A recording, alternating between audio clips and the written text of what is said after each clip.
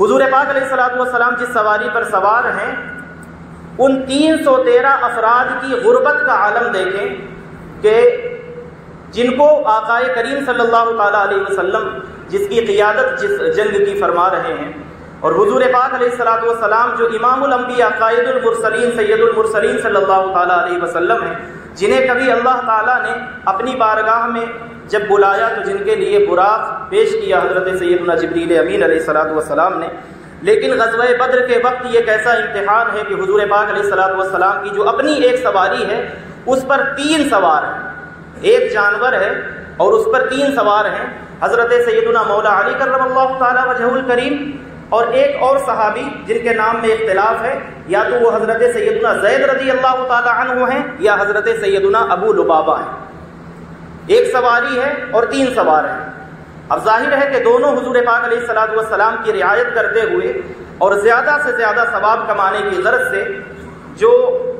اپنی باری ہے بیٹھنے کی، کیونکہ حضرت سیدنا مولا علی کرم اللہ تعالیٰ وجہہ الکریم اور سیدنا زید یا حضرت ابو لبابہ جو بھی ہیں، انہوں نے مل کر کے حضور پاک علیہ الصلوۃ والسلام سے یہ عرض کیا کہ حضور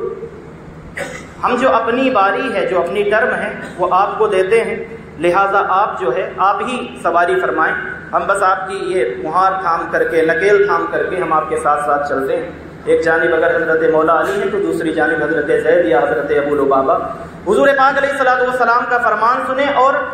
نیکی کا شوق دیکھیں کہ امام الانبیاء سید المرسلین وجہ تخلیق کائنات، جن کی وجہ سے اللہ تعالیٰ نے اس پوری دنیا کو بنایا اور کائنات کو سجایا، نیکی کرنے اور زیادہ سے زیادہ نیکیاں جمع کر کے اللہ کی بارگاہ میں ان نیکیوں کے ساتھ حاضر ہونے کا کیسا جذبہ ہے حضور پاک علیہ الصلوۃ والسلام کا۔ چونکہ غلاموں کی اپنی ایک چاہت تھی، ایک آرزو تھی کہ ہمارے آقا اور تمام انبیاء کے سردار ہم اپنی بھی باری انہیں دے دیں، وہی آرام کے ساتھ اس اونٹنی پر سفر کریں، ہم پیدل چل لیں گے۔ انہوں نے اپنی غلامی کا حق ادا کیا، لیکن حضور پاک علیہ الصلوۃ والسلام کا تاریخ ساز جملہ ملاحظہ فرمائیں۔ اللہ کے پیارے حبیب علیہ الصلوۃ والسلام نے ارشاد فرمایا، ما انتما باقوى علی المشی منی، تم اپنی باری مجھے دے رہے ہو اور یہ کہہ رہے ہو کہ تم پیدل چل لو گے اور میں سوار ہو کر کے چلوں، تو اگر تمہارا یہ خیال ہے کہ تم مجھ سے زیادہ مضبوط ہو اور مجھ سے زیادہ قوی ہو تو جان لو کہ تم مجھ سے زیادہ تیز بھی نہیں چل سکتے اور مجھ سے بہتر بھی نہیں چل سکتے اور مجھ سے سیدھا بھی نہیں چل سکتے، اور مجھ سے زیادہ چلنے پر تمہاری قدرت نہیں ہے، مجھ سے زیادہ تم قوی اور مضبوط نہیں ہو۔ دوسرا حضور پاک علیہ الصلوۃ والسلام نے فرمایا، وما انا باغنى عن الاجر منكما، اور اگر تم ثواب کی نیت سے، اجر کی نیت سے یہ چاہتے ہو کہ یہ سواری مجھے دے دو تاکہ جب تم سواری مجھے دے دو گے سفر میں کرتا رہوں گا، اس پر تم پیدل چلو گے تو پیدل چلنے کی نیکیاں تمہیں ملتی رہیں گی، تو اگر تم نیکی کی لالچ میں، نیکی کمانے کی غرض سے اور نیکیاں حاصل کرنے کی غرض سے، ثواب کمانے کی غرض سے اگر یہ کرنا چاہتے ہو تو نیکیاں کمانے میں بھی میں تم سے زیادہ حریص ہوں۔ اگر تم نیکیاں کمانا چاہتے ہو تو تم سے زیادہ نیکیاں میں کمانا چاہتا ہوں، تم سے زیادہ نیکیاں میں جمع کرنا چاہتا ہوں، تم سے زیادہ نیکیاں لے کر کے اللہ کی بارگاہ میں حاضر ہونا چاہتا ہوں۔ تو حضور پاک علیہ الصلوۃ والسلام نے جو کہ اللہ کے محبوب ہیں، اور جب بھی آپ کسی اللہ کے اس محبوب کی نشانی کسی اللہ کے دوسرے محبوب بندے میں آپ جب دیکھیں گے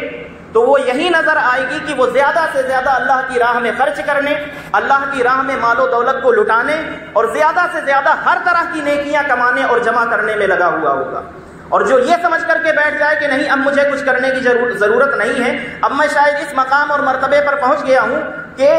مجھے اب نیکی کی کوئی ضرورت نہیں ہے، تو وہ دھوکے میں ہے، وہ خسارے میں ہے۔ یہ حضور پاک علیہ الصلوۃ والسلام نے اس چیز کو واضح کر دیا۔ یہ حضور پاک علیہ الصلوۃ والسلام کا عقیدہ ہے، اس سے زیادہ اور اس پر بات کرنے کی وقت کے دامن میں گنجائش نہیں ہے۔ اب ام المومنین سیدہ عائشہ صدیقہ رضی اللہ تعالی عنہا کے ساتھ جو آقا کریم صلی اللہ تعالی علیہ وسلم کی محبت ہے اسے دیکھیں۔ صحیح بخاری کی 5428 نمبر روایت ہے اور سیدنا انس رضی اللہ تعالی عنہ روایت کرتے ہیں۔ ام المومنین سیدہ عائشہ صدیقہ رضی اللہ تعالی عنہا کی یہاں سے شان دیکھیں۔ حضور پاک علیہ الصلوۃ والسلام نے ارشاد فرمایا، فضل عائشہ علی النساء، تمام عورتوں پر عائشہ کی فضیلت ایسی ہے، عائشہ رسول اللہ کی بیوی 17 رمضان المبارک کو حضرت سیدہ عائشہ کا وصال ہے۔ ان کے بارے میں حضور فرماتے ہیں کہ تمام عورتوں پر عائشہ کی فضیلت ایسی ہے، کفضل السرید علی سائر الطعام، سرید نام کا عرب میں ایک سب سے بہتر کھانا اور عرب کی اس زمانے کی سب سے بہتر ڈش تھی. تو حضور پاک علیہ الصلوۃ والسلام نے سرید کی مثال دے کر کے فرمایا کہ جس طرح سے تمام کھانوں پر سرید کو فوقیت اور فضیلت حاصل ہے، اس طرح سے میری عائشہ کو، ام المومنین کو، تمام عورتوں پر فضیلت حاصل ہے. سنن ترمذی کی ایک روایت 3885 نمبر، حضرت سیدنا عمرو بن عاص رضی اللہ تعالی عنہ روایت کرتے ہیں کہ اللہ کے پیارے حبیب علیہ الصلوۃ والسلام نے ارشاد فرمایا، کچھ لوگوں نے آ کر کے حضور پاک علیہ الصلوۃ والسلام سے دریافت کیا اور پوچھا حضور پاک علیہ الصلوۃ والسلام سے کہ حضور یہ بتائیں کہ آپ سب سے زیادہ محبت کس سے فرماتے ہیں اور آپ کے نزدیک سب سے زیادہ محبوب کون ہے؟ تو حضور پاک علیہ الصلوۃ والسلام نے ارشاد فرمایا، جب سوال ہوا یا رسول اللہ ای الناس احب الیک، سب سے زیادہ محبوب آپ کو کون ہے؟ تو حضور پاک علیہ الصلوۃ والسلام نے فرمایا عائشہ، سب سے زیادہ محبوب مجھے میری بیوی عائشہ ہے. یہ کوئی شرم کی بات نہیں ہے، اللہ کے رسول نے ارشاد فرمایا. اگر بیوی اس لائق ہو، اللہ اور اس کے رسول کی اطاعت کرنے والی ہو، فرما بردار ہو، تو اپنی بیوی سے اپنی محبت کا اظہار ہمارے نبی نے، اللہ کے محبوب نے اور اللہ کے رسول نے بھرے صحابہ اکرام کے مجمع میں، یہ کوئی شرم کی بات نہیں ہے کہ کوئی اس پر عار دلائے کہ یہ تو بیوی کا غلام ہو گیا. حضور پاک علیہ الصلوۃ والسلام نے بھرے اپنے صحابہ اکرام کے مجمع میں یہ اعلان کیا کہ مجھے اس کائنات میں سب سے زیادہ محبت اپنی بیوی عائشہ کے ساتھ ہے. تو جس ام المومنین کے ساتھ حضور پاک علیہ الصلوۃ والسلام کو اتنی محبت ہے، میں آپ کو یہ شوق دلانا چاہتا ہوں کہ آپ دیکھیں، ایک وہ ماں ہیں، ہم سب کی ماں، جنہوں نے ہمیں پیدا کیا، ان کے جو احسانات ہم سب پر ہیں وہ ہم سب جانتے ہیں، ہمیں معلوم ہے. ان کا احسان یہی ہے کہ انہوں نے ہمیں پیدا کیا، ہماری پرورش کی، ہمیں پالا پوسا اور انگلی پر پکڑ کر کے ہمیں چلنا سکھایا. بہت سے احسانات.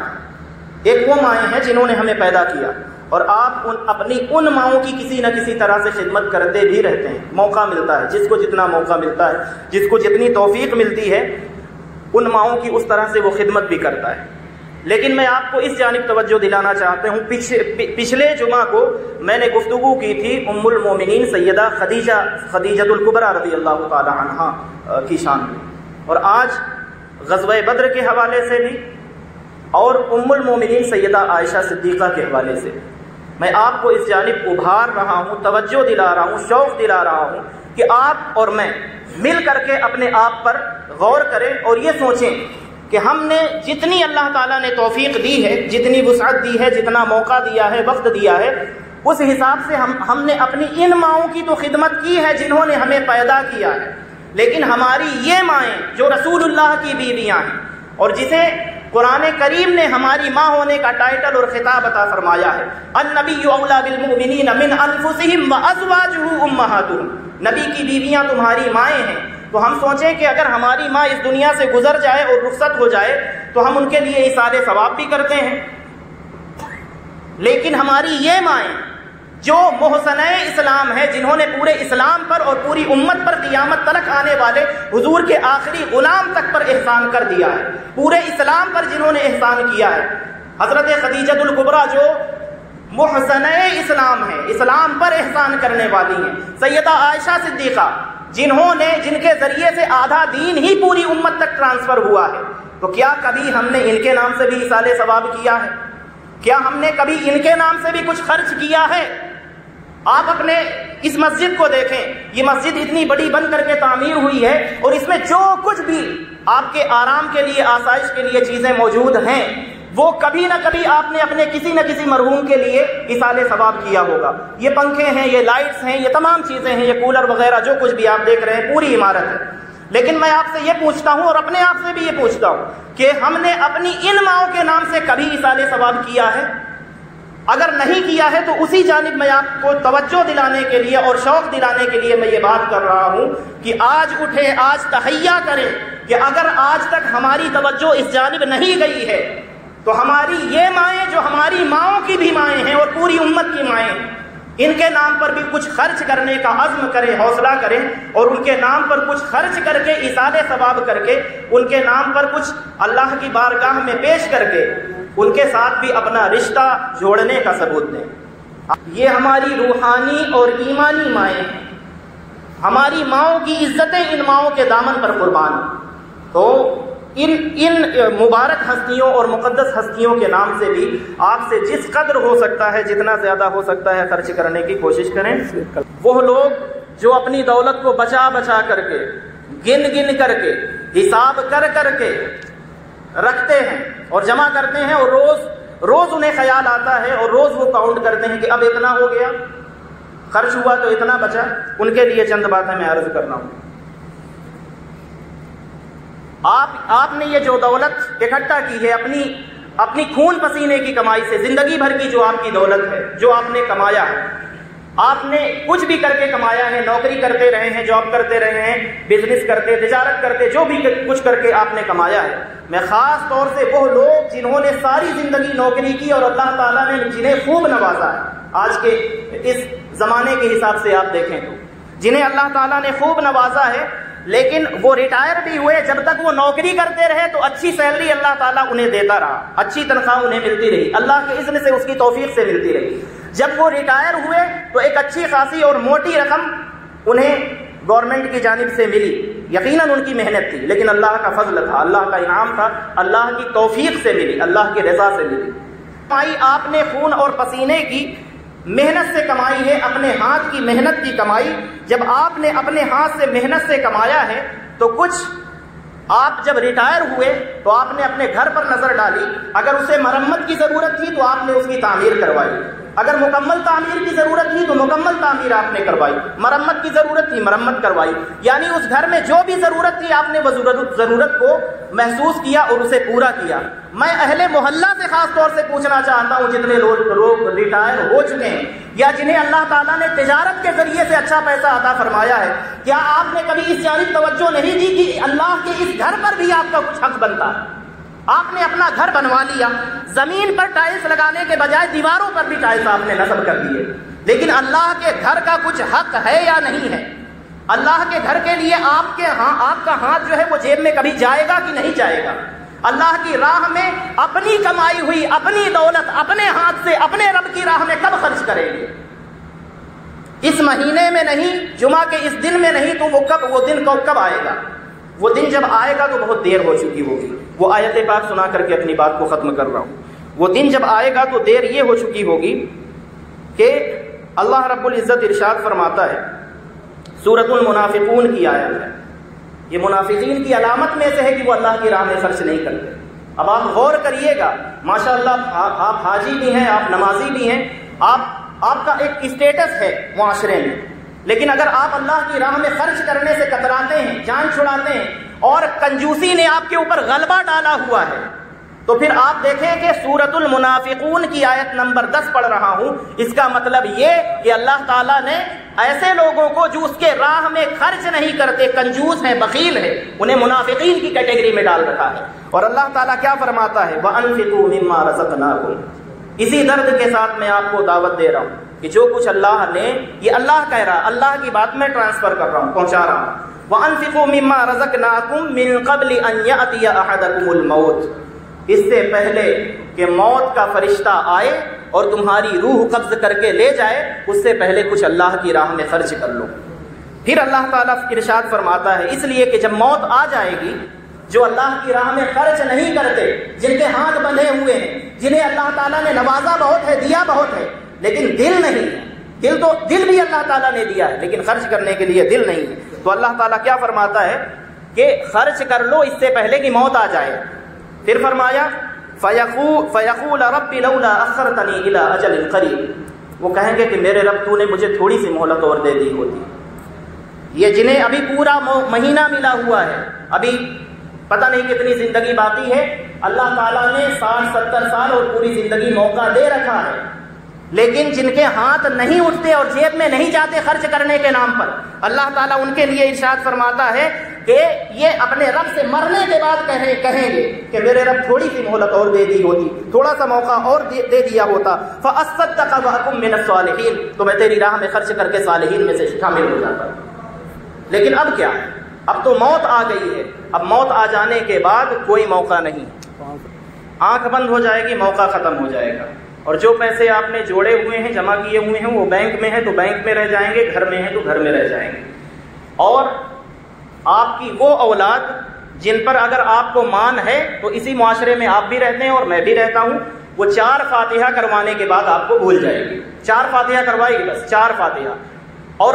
اتنی سمجھدار اولاد بھی آپ نے نہیں بنائی ہے، ان کی تعلیم اور تربیت بھی آپ نے ایسی اس انداز میں نہیں کیا ہے کہ وہ آپ کے ثواب جاریہ کے لیے کچھ کرے. وہ معاشرے میں جو چلن ہے بس 4 فاتحہ کروائیں گے، تیجا 10واں 20واں 40واں اس کے بعد بھول جائیں گے آپ کو. تو یہ اس اولاد کی غلطی نہیں ہوگی، یہ آپ کی غلطی ہے. جب آپ نے اپنے ہاتھ کی کمائی اپنے رب کے نام سے اپنے ہی ہاتھ سے خرچ نہیں کیا، تو اگر اب آپ کی اپنی اولاد آپ کے جانے کے بعد آپ کے اس پیسوں کے لیے آپس میں وہ لڑنے اور جھگڑنے لگے، اور وہ لڑتی اور جھگڑتی ہے اولاد، وہ ایصال ثواب کا چکر کوئی نہیں رہتا. بس 4 فاتحہ کروایا، اس کے بعد ایصال ثواب کو بھول کر کے اب باپ کی تمام پونجی کو اپنی جانب سمیٹنے کے لیے وہ اولاد لڑتی ہے. تو یہ ایصال ثواب نہیں کرے گی اولاد آپ کو، بس آنکھ بند ہونے کی دیر ہے. تو آنکھ بند ہونے سے پہلے عقل مندی کا تقاضا یہ ہے کہ مومنین کو کی صفت کو اپناتے ہوئے خود سے خرچ کر کے جائیں، منافقین کی طرح جا کر کے پھر قبر میں جا کر کے مت پچھتائیے گا. میں نے آپ کو اس جانب توجہ دلا دی ہے. اللہ تعالیٰ کی بارگاہ میں یہ دعا ہے کہ مولا تعالیٰ عز و جل اپنے پیارے حبیب علیہ الصلوۃ والسلام کے صدقے و طفیل ہم سب کو کشادہ دلی کے ساتھ اپنی راہ میں خرچ کرنے کی توفیق عطا فرمائے. آمین یا رب العالمین بجاہ سید المرسلین.